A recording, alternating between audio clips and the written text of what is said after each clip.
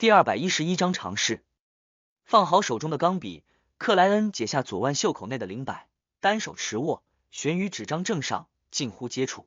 艾德文娜在这本书的故事里，克莱恩随之闭上眼睛，默念起占卜语句。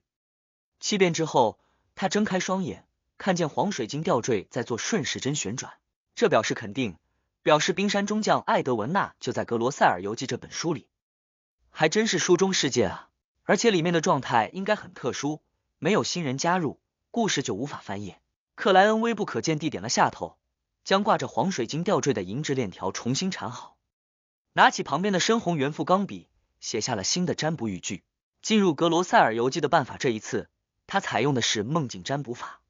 于灰蒙蒙的世界里看见了一道道模糊的身影，这些身影有的巨大，有的纤细，共同的特征是都拿着一本黄褐色羊皮纸订成的书册。接下来的发展出现了两种不同的情况，部分一直携带格罗塞尔游记的身影无声无息间就不见了，而部分时而拿起书册时，而将它放在一边的身影则在或意外或主动的滴落鲜血于封皮后突然消失。画面破碎，克莱恩睁眼看着前方的斑驳长周薇，皱眉头的做起了解读。要想进入或开启格罗塞尔游记，要么长期接触达到一个限度，要么将自身的血液滴于封皮。这会不会太简单了？也许真是这么简单。故事里的鲁恩士兵出场时只是个普通人，甚至不了解神秘学，靠着同伴们的帮助才一步步成长为惩戒骑士，所以开启方法不会复杂，一般人都能够完成。之前的少量研究者，包括冰山中将艾德文娜在内，都是有足够神秘学知识的非凡者，清楚不能拿自己的血液乱滴东西，否则死都不知道怎么死的。这就和普通人使用有效的魔镜占卜法一样，非常容易就招惹到强大未知隐秘的存在，所以他们才没出问题。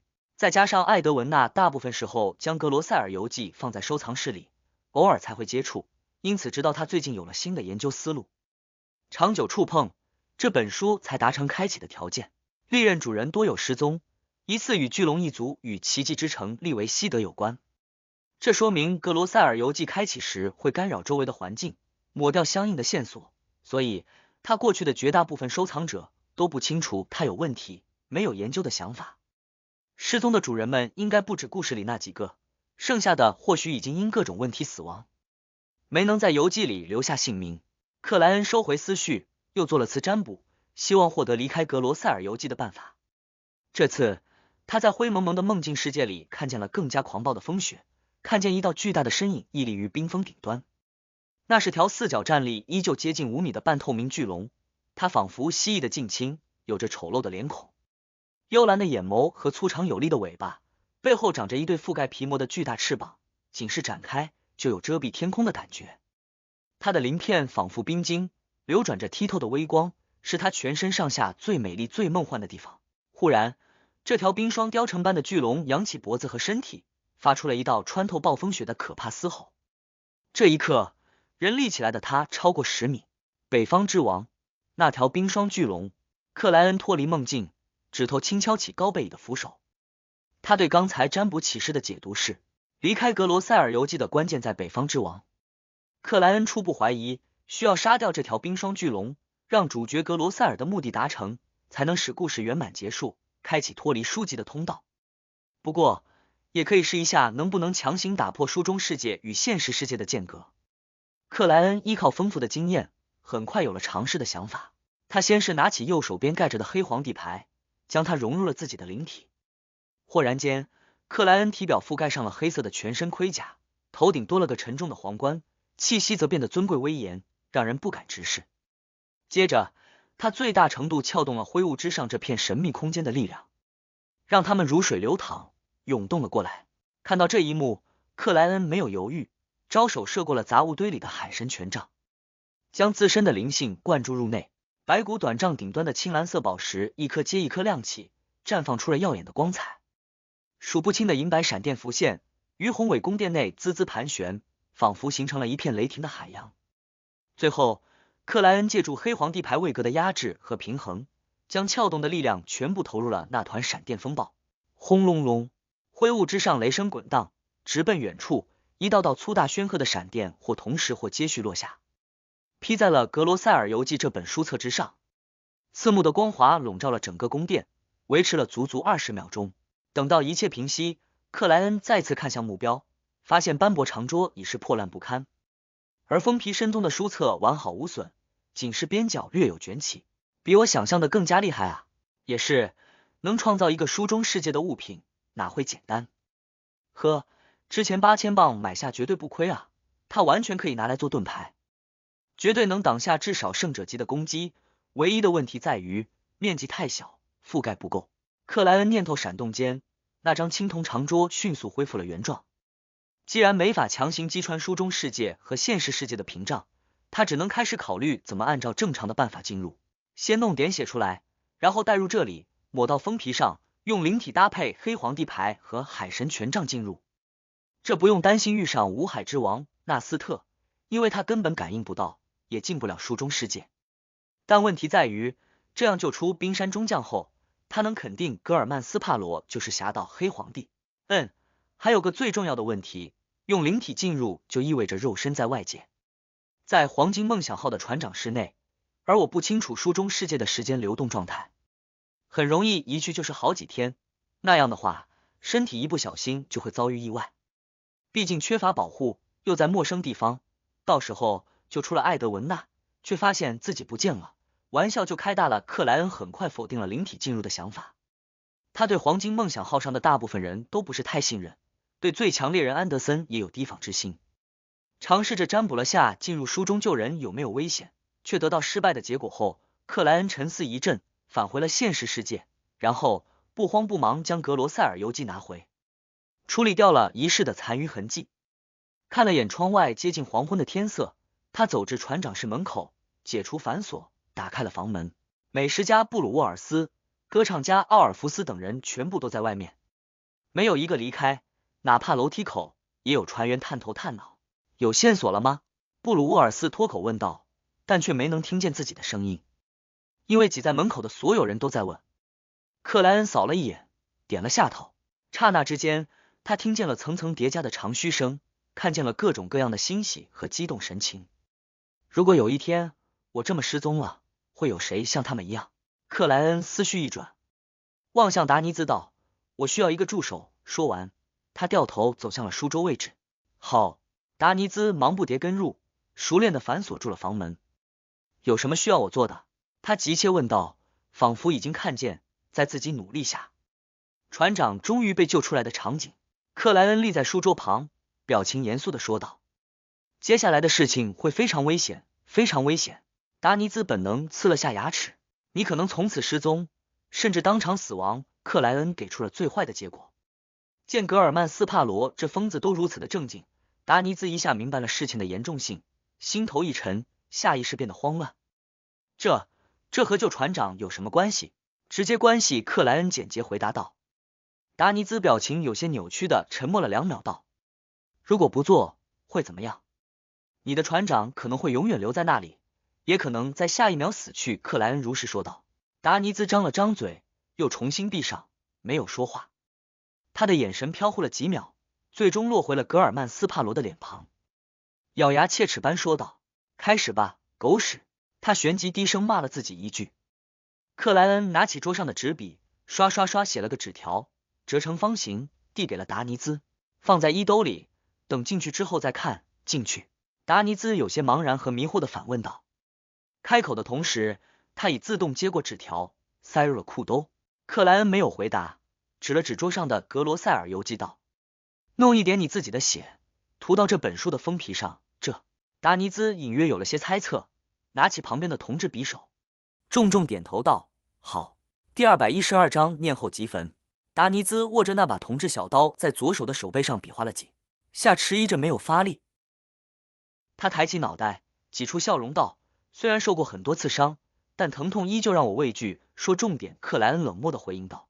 达尼兹干笑道，哈哈，就是有点怕痛。他声音刚落，右手已经发力，用铜制小刀在手背上划了个口子。刚才的话语似乎只是为了转移注意力，排解下心情。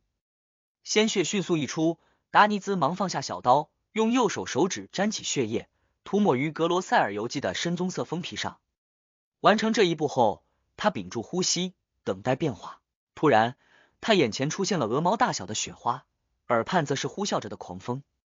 紧接着，刺骨的寒冷疯狂钻入了他的身体。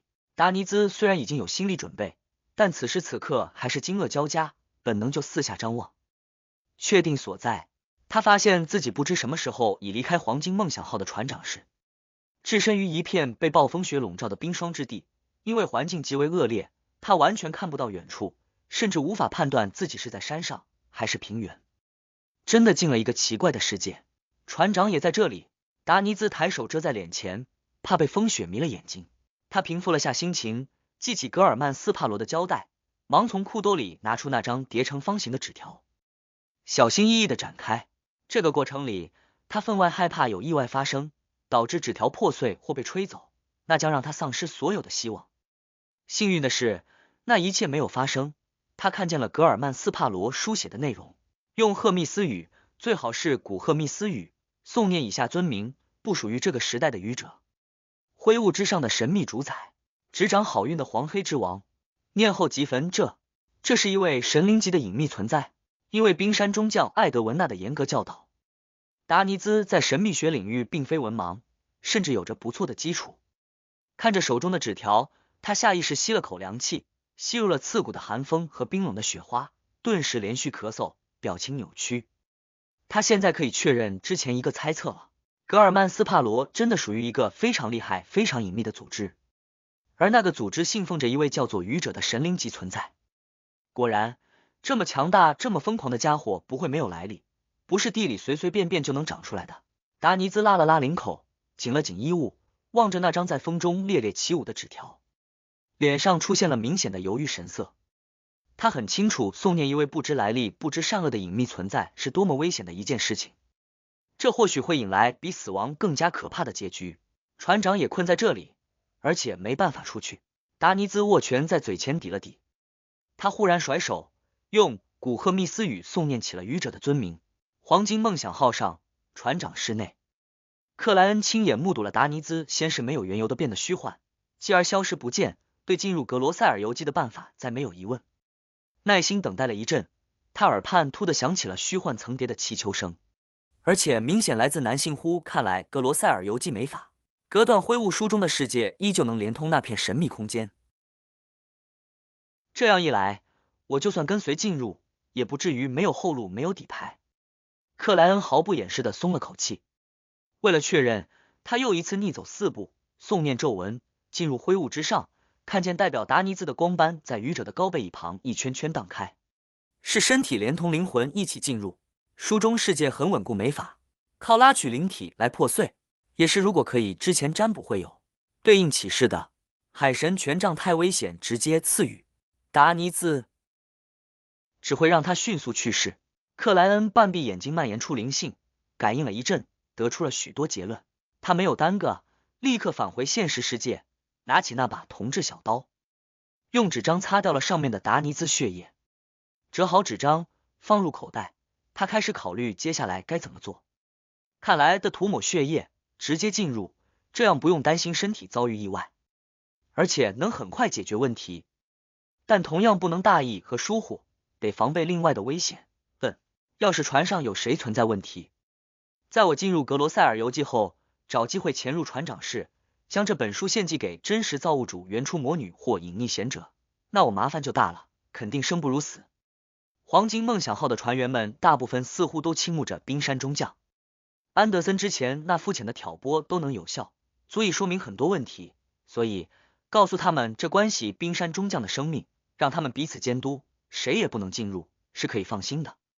问题在于安德森，他是最强猎人，比船上任何一位非凡者都厉害，且善于埋伏和潜入，有不小的可能避开别人的监督，偷摸进船长室。他的来历也不是太清晰，无法让我真正的相信，得想办法让他和我一起进入格罗塞尔游记。思索间，克莱恩又翻了下那本黄褐色羊皮纸订成的古老书册，发现这一次并没有更多的内容出现，故事里也缺乏达尼兹存在的痕迹。也就是说，必须顺利活下来，遇上主角队，才能真正成为故事的一部分，让书籍页数呈现的更多。克莱恩初步做出判断，又一次走向门口，打开了房门。成功了吗？花领杰、约德森等人齐声问道。克莱恩摇了摇头，平静说道：接下来会有一个漫长的仪式，谁也不能进来打扰，否则会导致艾德文娜·爱德华兹永远失踪或直接死亡。交代完主要事项，他环顾一圈，直截了当的说道：我怀疑你们之中有谁存在问题。接下来你们彼此监督。美食家布鲁沃尔斯本要习惯性反驳，忽然瞄到船长室内空空荡荡，已不见了刚才进去的达尼兹。联想到船长的失踪，他确信格尔曼斯帕罗真的找到了问题所在，正在尝试救人，于是点了点头道：我会负责这件事情，而他们也会监督我。克莱恩没有啰嗦，转而望向靠在对面墙上的安德森·胡德。你进来一下。安德森翘起右侧嘴角，啧了一声，不知道的人还以为我是你的下属，你这样的态度简直是挑衅者的典范。他嘴上唠叨，身体还是直了起来，迈着慢悠悠的脚步踏入了船长室。合拢房门并反锁之后，克莱恩转身面对安德森道：有没有兴趣参与一场少见的冒险？你也许能达成狩猎巨龙的成就。根据这些天的观察，他认为安德森·胡德是个极好奇心与冒险精神于一体的猎人，非常乐于见识新东西，体验过去不曾有的刺激。安德森盯着格尔曼斯帕罗的脸庞，认真打量了几秒，然后露出笑容道：没有兴趣。他坚决地摇了摇头。旋即他抢在克莱恩再次开口前，嘿嘿笑道：我闻到了危险的气息。一个自负的疯狂的强大的冒险家竟然邀请我一起冒险，这说明了什么？说明事情非常麻烦，非常危险。我还以为你会感兴趣的，这和你平时的表现不一样啊，真是能放能收。再试下恐吓的办法，不行就把这家伙丢到荒岛上，让黄金梦想号开走，回头再来接他。作为一名猎人，荒岛求生应该难不住他。克莱恩迅速有了决定，目光刻意转冷，看着安德森道：我不会给自己留下隐患。安德森呆了一秒，迅速堆起笑容道：哈哈，刚才开玩笑的，我对巨龙猎手这个称号很感兴趣。你变得也太快了吧，你再坚持一下就可以享受去掉头能吃的待遇了。克莱恩点了点头，走回书桌位置，对跟随过来的安德森·胡德道：用你的血液涂抹这本书的封皮不需要太多。涂抹它。安德森好奇地打量了格罗塞尔游记，几眼随即环顾了一圈。艾德文娜的失踪与他有关，刚才那个失败猎人的消失也是。啊，对，烈焰达尼兹，差点忘记他的名字了，还好他现在赏金比较高。克莱恩嘴角微动，坦然回答道：对，有点意思。安德森瞄了眼书桌，拿起那把铜制小刀，漫不经心的在自己手上划了个口子，弄出了鲜血。紧接着他小心翼翼的放下刀具，将鲜血涂抹于格罗塞尔游记的深棕色封皮上。观察了几秒，安德森正要拿起铜制小刀擦掉上面残余的鲜血，眼前突然就被肆虐的暴风雪覆盖了。看着安德森与达尼兹一样消失不见，克莱恩又拿起一张纸，擦掉了铜制小刀上的鲜血，并折叠放入衣兜。他不确定进入书中世界后，三人是否会在同一个地方，所以预先准备好了补杖寻人法的材料。做完这一切，克莱恩拿着那把小刀，在自己手背上比划了起来。他脸部的肌肉上动，视线斜着下看，用了好几秒钟才猛地发力，身体微抽，脑袋侧偏，克莱恩嘴角不由自主地咧了开来。等到鲜血流出，依旧握着小刀的他抓起手杖，将那液体快速涂抹到了羊皮书册的封皮上。没等待多久，克莱恩发现自己突然置身于了一个茫茫的冰雪世界。第213章鲜明对比。带着冰碴子和鹅毛雪花的狂风一巴掌一巴掌的往克莱恩脸上身上招呼着，让他在打量周围环境的同时，身体不由自主的紧绷，略微佝偻的颤抖了起来。真冷啊！他险些飙出脏话，确定自己正置身于一片可见度极低的冰天雪地里。他原本以为贝克兰德冬天的潮湿阴冷是最可怕的，但现在他终于明白，绝对的低温和刀子一样的狂风才是要命的组合。哪怕他过来之前就预先加了件毛衣，外套也是厚厚的长礼服，此时也有点扛不住的感觉。这次他并没有带太阳胸针，因为这产生的是精神层次的炎热，在很短时间内用来对抗强烈寒冷的影响，不让身体变得僵硬，是有效果的。可面对长久存在的冰雪环境，则等于自杀。精神层次的炎热会让人的身体放开毛孔，处于夏日状态，撤掉对低温的最后一层防御，甚至主动的迎接。所以克莱恩将这件神奇物品丢到了灰雾之上，准备有特定的场合需要才去带下来。恶劣的环境让他没敢耽搁，初步观察好四周情况后，立刻烧掉同志小刀上的血液，将它塞入了衣兜。接着，克莱恩拿出冒险家口琴，试着吹了一下。呼啸的狂风里，悄然开启了灵视的他未能看见信使小姐雷妮特·提尼克尔出现。果然，这里和灵界是不连通的，或者说，这里可能有属于自身的独特灵界。这么看来，向海神祈祷没有作用，只有指向灰雾之上神秘空间的皱纹才能穿透屏障。那么问题来了，作为知识与智慧之神的信徒，艾德文纳掌握着这位真神的尊名，为什么没试着祈求帮助，或者说射却没有效果？不是每一位神灵都会亲自回应信徒的，很多时候看来都是根据一定的法则给予对应的回馈。像我这种亲自接单的隐秘存在，找不到第二个。克莱恩自嘲一笑，做出了初步的判断。他随即放好口琴，拿出沾有达尼兹新鲜血液的纸张，将它裹在了手杖顶端。达尼兹的位置，克莱恩低声开口，使用起了补杖寻人法。然后他根据结果，踩着厚厚的积雪，在昏沉的天空下快速穿行于肆虐的狂风里，并时不时再次占卜，调整方向。毕竟达尼兹不会在原地等待，那会变成冰雕的。大概10来分钟后，克莱恩发现了一抹赤红的火光。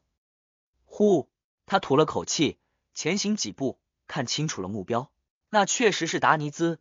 这位知名大海盗穿得相当单薄，正抱着双臂茫然前行。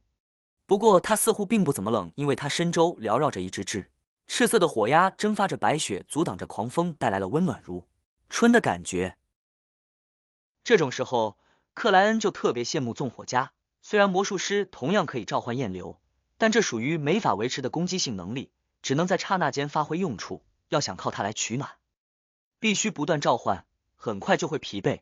至于操纵火焰的能力，依赖于已有的火焰或可供点燃的材料，这两者在冰雪世界里都极度匮乏。看着那一只只腾飞的火焰乌鸦，克莱恩加快脚步，靠拢了过去。达尼兹察觉到有人过来，吓了一跳，等穿透风雪看清楚来者是谁后，顿时舒了口气，然后表情有些古怪的堆起了笑容。哈哈，这里连星星都看不到，迷路是不可避免的。克莱恩没去理睬他的话语，直接问道：烧了吗？烧了。达尼兹连忙点头，整个人透出一种难以描述的畏惧感。克莱恩凝视了达尼兹几秒，确认了他没有撒谎，旋即扯出格尔曼斯帕罗式的礼貌笑容道：记住，诵念过他的尊名，就是他的信徒了。达尼兹的表情一下扭曲，接着挤出了几分比哭还难看的笑容。我不想改姓啊，我一点也不想信仰来历不明的未知存在。他在心里疯狂呐喊着，但嘴上却一句都没说。他怀疑自己要是反驳，等下就会被格尔曼斯帕罗这疯子埋到雪里去。克莱恩噙着带有几分疯狂色彩的笑容，语气平常的补充道：记住，保密，一旦泄露，你和你的船长都会死。和船长有什么关系？达尼兹脱口问道。克莱恩保持住刚才的表情，含笑看着达尼兹道：你认为呢？达尼兹嘴巴张了张，已然知道了原因，只能干笑道：我像是那种没法保守秘密的人吗？克莱恩点了点头，边拿出有安德森血液的纸条，边低笑一声，对达尼兹道：信仰他，侍奉他，也许有一天你会和我一样成为眷者。那时候你的名声将传扬五海，不比海盗将军们差。说话间，他本想配一个愚者信徒的手势，但却可悲的发现没有这种东西，只好在心里安慰了自己2句：隐秘组织就得隐秘，弄这些表面事项没有任何意义。倒吊人先生说的没错，不比海盗将军差。达尼兹突的眼睛一亮，反正我已经诵念了隐秘存在的尊名，从神秘学角度来讲，确实很难摆脱了。不如趁这个机会。他一下想了很多，甚至已经为自己的孩子取好了名字。嘿，要不是格尔曼斯帕罗人设摆在这里，我都会直接说，到时候你就会拥有匹配冰山中将的名声和实力。当然，对方喜不喜欢又是另外一回事。根据我的观察，你大概率是没什么希望的。艾德文娜想要的伴侣应该是可以和他一起学习进步，一起讨论各种知识的那种。克莱恩咕哝了几句，又一次使用了补杖寻人法。安德森·胡德的位置，他也进来了。达尼兹先是一愣，旋即略感愕然地问道。克莱恩念完语句，放开手杖，确认好倒下的方向，点了点头道：他在外面我不放心，原来你也提防着安德森胡德那个家伙。达尼兹顿时难掩笑意的附和道：对，他是那种表面微笑，转身就能捅你一刀的人。他在迷雾海名声很差，所有海盗都不喜欢他。他刚才还故意诋毁你，想让我们都戒备你，敌视你。海盗要是喜欢他，只能说明最强猎人这个称号有水分。安德森的挑拨我听到了。克莱恩没再回应，捡起手杖，在暴风雪里跋涉前行。达尼兹紧随于后，用飞舞的火鸦驱散着雪花，阻挡着寒冷，让两人不至于冻僵。不错嘛，很自觉。这一刻，克莱恩再次感受到了拥有仆人的好处。下雨天里有人撑伞，暴风雪中有人供暖，白茫茫的天地里，两人仿佛黑点，吱嘎踩着积雪，一点点往前行走，用了近20分钟，才抵达捕杖指出的位置。没有啊，达尼兹环顾一圈，未能发现安德森胡德的踪迹。他对格尔曼斯帕罗的捕杖寻人法没有丝毫怀疑，因为他就是上一个被找到的人。克莱恩微皱眉头，开启了灵视，加强了灵感。突然，他有所察觉，手杖只是往前一戳，就让地面的积雪哗啦垮塌了。垮塌的地方露出了一个洞穴，里面岩石深黑，映照着火光。克莱恩蹲了下去，窥视内里，发现地洞延伸出了一条狭窄的道路，而道路的尽头，一堆发红的石头上，奇异的地底植物正缓慢燃烧。安德森胡德坐在旁边，悠闲地烤着一只疑似兔子的生物，油脂的香味带着温暖的感觉弥漫出来，钻入了克莱恩和达尼兹的鼻子。你们来了，要不要试一试？这里竟然有可以在冰雪中生存的奇怪兔子。安德森埋下身体，探头望向地洞入口，就像在招呼郊游野炊的同伴。虽然他什么挑衅的话语都没说，但这一刻我真的好想打他。克莱恩没有表情的跃入了地洞，来到火堆旁，感受到了久违的美好。达尼兹跟随进入，看了看烤着兔子的火焰，又看了看自己身边的火鸦，默默将它们全部撤掉了。你怎么找到这个地洞的？达尼兹不肯认输般问道，身体却很诚实的凑近了火堆。安德森将插在漆黑短剑上的兔子翻了个身，瞥了达尼兹一眼。猎人第一课，观察环境，熟悉环境，借助环境。达尼兹的表情顿时僵硬在了脸上。安德森又看向格尔曼斯帕罗，嘿嘿笑道，我炸出来的地洞怎么样？还不错吧？力度控制的非常好。说话间，他嗅了嗅空气里的味道，真香，看来烤好了，要不要试一试？虽然我没带调料，但这里有盐，就是涩了一点，你确定能吃？如果这是非凡生物，你一口下去可能当场失控。达尼兹啧啧说道。安德森又瞥了他一眼。猎人第二课，分辨野外哪些事物可以吃，哪些不可以。他小心翼翼探手，扯了条腿下来，塞入口中，吃得津津有味。克莱恩正要开口说话，忽然感觉到外面有股疯狂暴虐的气息正由远及近，那种来自高位生物的威压宛若实质，让达尼兹的身体不受控制的颤抖了起来。这气息从半空掠过，没有发现下方地洞的古怪，迅速就远离了这边。北方之王，克莱恩脑海里一下闪过了这个称号。第214章巨人守护者。高空暴虐气息飞过的同时，安德森咀嚼的动作豁然停止，直至对方远离，才咕噜一口咽下剩余的兔肉，抬头望向格尔曼斯帕罗。这就是你说的那条巨龙？克莱恩幅度不大地点了下头，确认了安德森的猜测。安德森的嘴角缓慢翘起，露出不知该哭还是该笑的表情。我以为你说的是成年甚至青年巨龙，刚才那条我大概没法做巨龙猎手，只能做巨龙粪便了。北方之王那疯狂暴虐的感觉确实有点可怕，比在未来号时域上的那个能让毛发野蛮生长的拼凑怪物不知强了多少。也许他有序列4，有半神的水准。克莱恩冷静的在心里做着判断，没有一点惊慌和恐惧。他记得很清楚，格罗塞尔游记里明确写道，海盗女士遭遇北方之王袭击，拼尽全力后成功逃脱，遇到了巨人格罗塞尔率领的主角队。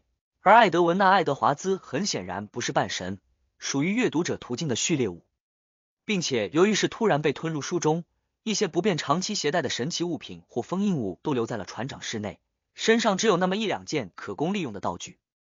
这种情况下，他都能初步抗衡北方之王，存活下来，刚获得晋升调整了手套配置的克莱恩自问也不会有太大问题，而且他还能连通挥物，能用海神权杖做出响应。这也就是克莱恩敢于在确认达尼兹祈祷时状态正常后直接进入的原因。北方之王不像是正常途径上的半神，按照冰山中将的说法，他是聚集了许多冰霜类非凡特性的失控怪物，在特定领域可以媲美半神，其他方面则必然存在缺陷。我艾德文纳安德森，再加上主角队的非凡者们不是没办法解决，实在不行还可以上海神权杖吗？我就不信这本书能提前防备挥物之上的物品，如果可以，早就有表现了。站立在火堆旁的克莱恩低头看了安德森一眼，咧开嘴角道：害怕了吗？安德森愣了一秒，旋即笑容灿烂的说道：不怕，你似乎很有信心。说完，他望向依旧有点站立正努力平复情绪的达尼兹，啧了一声道：你知道对男人来说什么最重要吗？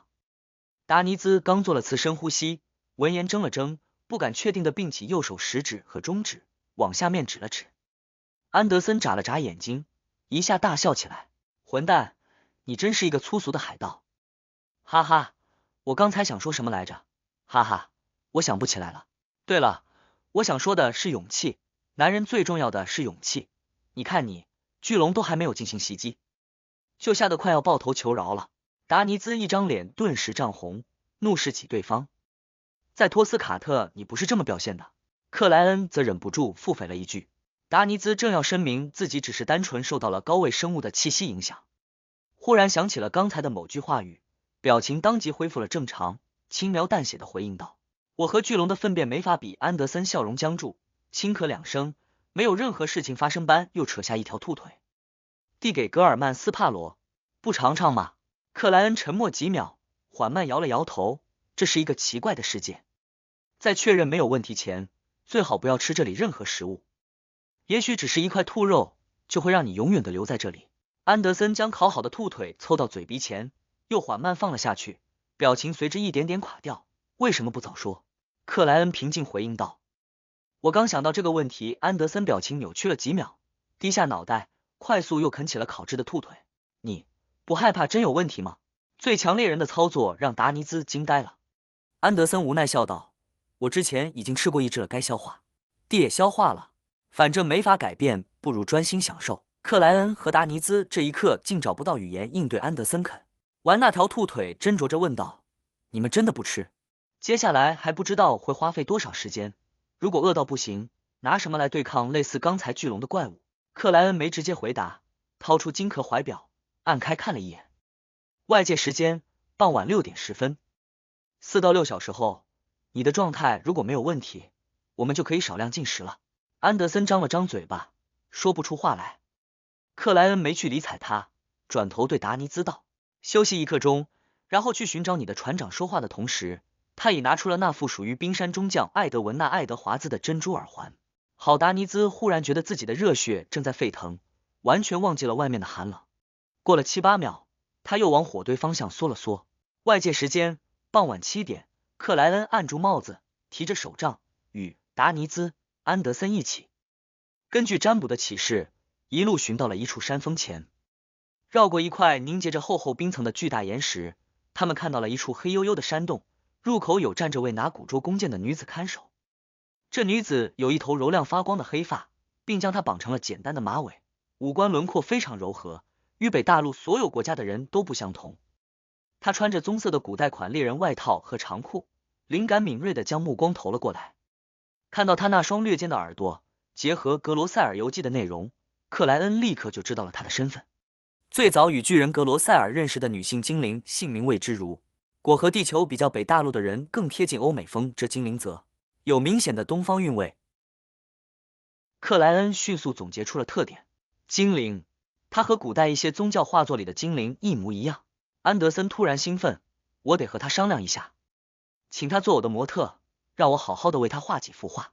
旁边的达尼兹听得嗤之以鼻，言语简洁的讥讽道：苏苏。很显然，他没忘记之前安德森的嘲笑。你是不是只懂那种话？安德森瞥了他一眼，加快脚步走向了那位女性精灵。他刚有靠近，那女性精灵就毫不犹豫抬起了自己的长弓。搭在上面的箭头闪烁流动着银白的电光。听，安德森当即半举起了双手。没用的，精灵们大部分属于风暴途径，很容易暴躁和莽撞。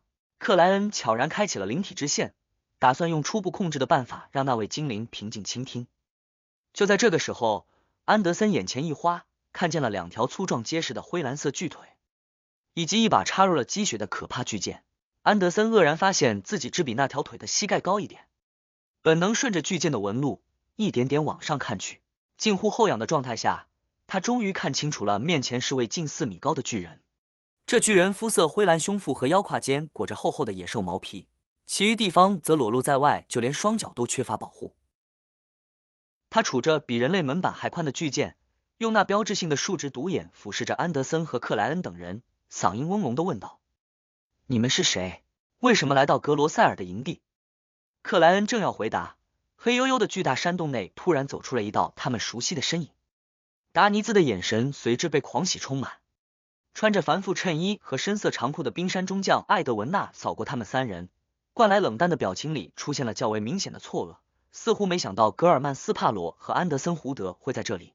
他迅速恢复正常，抬头对那巨人道：“格罗塞尔，这是我的同伴。”格罗塞尔大嘴咧开，欣喜问道：“你们也是来对付尤里斯安的吗？”尤里斯安，克莱恩一下竟不知该怎么回答。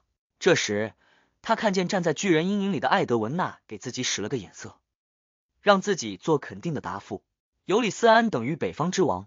克莱恩若有所思的低沉回答：“是的，哈哈，那我们就是朋友了。”格罗塞尔俯视着对面3人，哈哈笑道。他说话的同时，安德森悄然退回了格尔曼斯帕罗旁边，压低嗓音道：“我第一次看见活的巨人，这根本没法打中他的要害啊，太高了，可以给他修脚。”克莱恩吐槽了一句，平淡回应道：“目标巨大意味着容易命中。”没错，安德森表示了赞同。这个时候，艾德文纳走了过来，向他们3人介绍道：“这位是营地的首领，巨人守护者格罗塞尔；这位是精灵歌者夏塔斯，精灵歌者，海洋歌者。”克莱恩豁然觉得倒吊人先生的魔药配方有希望了。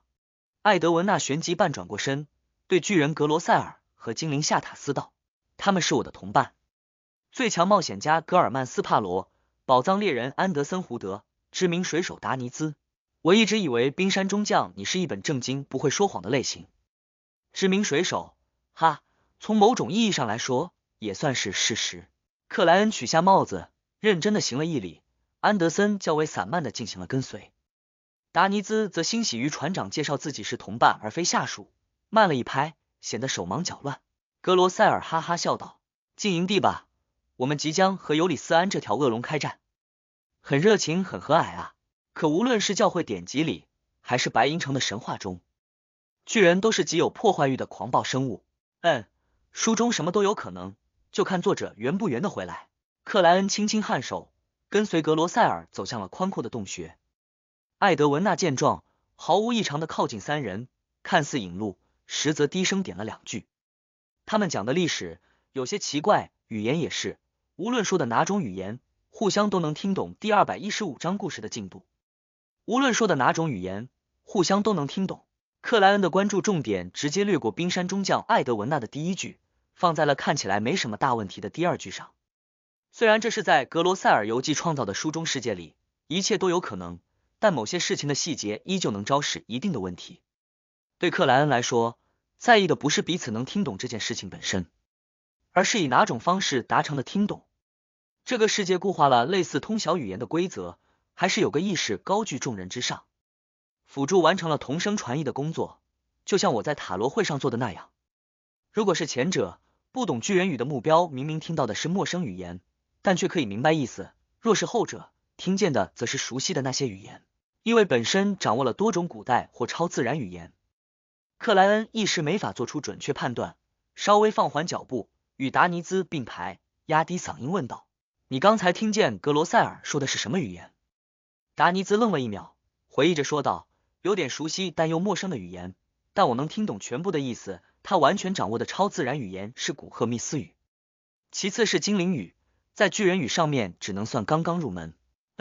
类似通晓语言的规则，心灵层面的听懂，这说明整个书中世界的底层规则，可以与外界不同，源于自身设定，但改变又似乎不能超过一定的限度，这点存疑，待验证，毕竟不能排除有个愚者般的存在，用心灵沟通方式完成翻译的可能。艾德文纳确实很敏锐，且善于观察，发现的问题直指这个书中世界的本质啊。思考间，克莱恩不快不慢地进入了那个黑黝黝的大型山洞。至于主角对众位成员讲述的历史有点奇怪的问题，他一点也不惊讶，甚至就等待着这方面细节的呈现。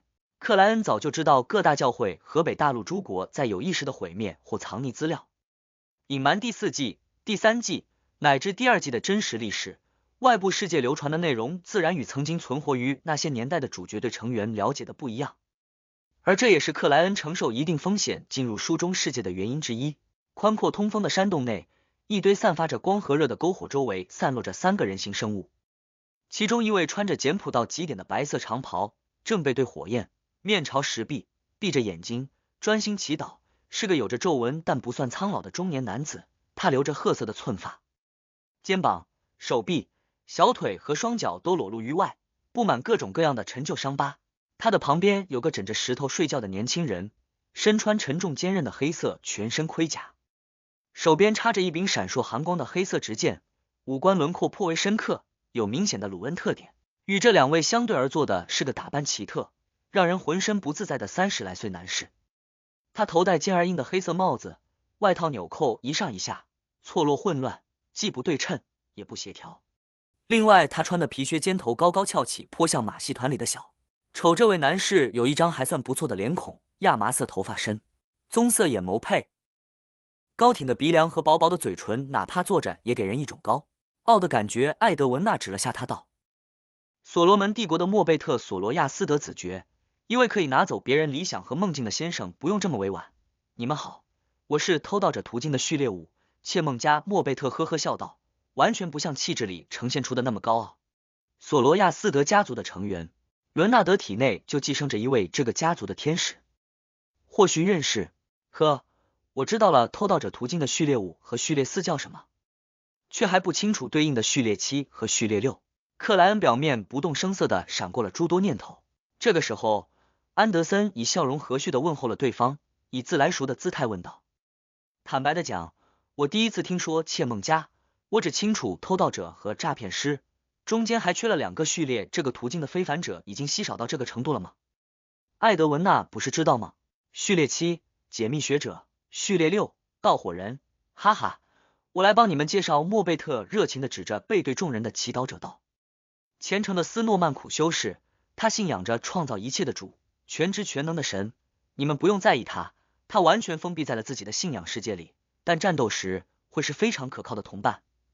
我说斯诺曼，你至少说一句话啊！没得到回应的莫贝特苦笑着摸了摸自己的下巴道：这是我经常会遭受的待遇，你们也许很难想象，我刚进入这里的时候还是位高傲的、内敛的、有修养的贵族，但漫长的时光改变了这一切。呵呵，当你的同伴是个只知道傻笑和喊口号的巨人。他说到这里的时候，坐在一块石头上的格罗塞尔憨厚地笑了笑，抬手挠了挠后脑。那只树枝单眼里并没有各种巨人传闻里拼命塑造的凶残和暴虐。莫贝特摇了摇头，转而指着苦修士斯诺曼道：而他几年10几年也许都不会说一句话。夏塔斯则是个非常暴力的女人，只要有一点情绪的波动，就会揍我一顿。我当初有多么的爱慕她，现在就有多么的害怕她，所以我只能主动的说话，找他们说话，否则我肯定会疯掉。还好后来龙泽尔来了，他还算健谈。嗨，龙泽尔，快醒醒，有新同伴了。睡觉的黑甲骑士缓慢醒来，睁眼望向了克莱恩等人。忽然金属碰撞声里，他一下站起，盯着克莱恩道：鲁恩人。是的，克莱恩坦然点头，发现这位失踪超过165年的前鲁恩士兵没有一点老态，黑发垂落，蓝眼犀利，让人不自觉就想服从。龙泽尔出现了明显的恍惚，但很快就收敛住了表情。你知道贝克兰德的爱德华一家吗？贝克兰德有很多爱德华。克莱恩简单回应道：住在西北区德拉海尔街18号的爱德华一家。龙泽尔急切地追问道。克莱恩摇了摇头，现在已经没有西北区了。龙泽尔低声重复着对方的话语，嗓音逐渐变小。他沉默几秒，呼了口气道：“我不知道外面过去了多少年，但应该已经过了很多年。艾德文娜告诉了我具体的年份，但我根本不记得我是哪一年进来的。我大部分时候都在沉睡。这里的时光就像凝固了一样。”莫贝特·索罗亚斯德闻言轻笑了一声：“这只是你运气不好。之前我们穿行于城市和乡村的时候，一切都很美好。”他看向克莱恩、安德森和达尼兹道：“那个时候，我们住在有人类有智慧种族的地方，一次又一次结婚，又一次次看着妻子老去、衰弱死亡。在新的成员加入前，我们会遗忘目的，几十年、几百年的过着普通平凡但愉快轻松的生活。唯一的不好就是没法拥有自己的孩子。然后，龙泽尔来了，我们进入了这片冰雪笼罩的区域，狩猎了很多怪物，但渐渐的开始沉睡，很少清醒，直至遇上艾德文娜。也就是说，书中世界的时间是正常流动的，维持故事进度的是某种力量对主角队的影响。在有新成员加入前，书籍翻页前，他们会一直停留于上个节点，做别的事情。这就和心灵精神层面的语言互译类似了。反过来，是否可以说，书中世界的城镇乡村都在正常的真实的发展？必须尽快找到北方之王尤里斯安，否则随着时间的流逝，我们也会承受那种影响。浑浑噩噩的沉睡，或者想不起主要目的，在这里待上很久，直至新的成员被吞入书中，找到我们。克莱恩沉默几秒，正要开口，艾德文娜却抢先说道：“不用再担心这个问题，我们很快就能遇上北方之王。”为什么？安德森和莫贝特同时问道。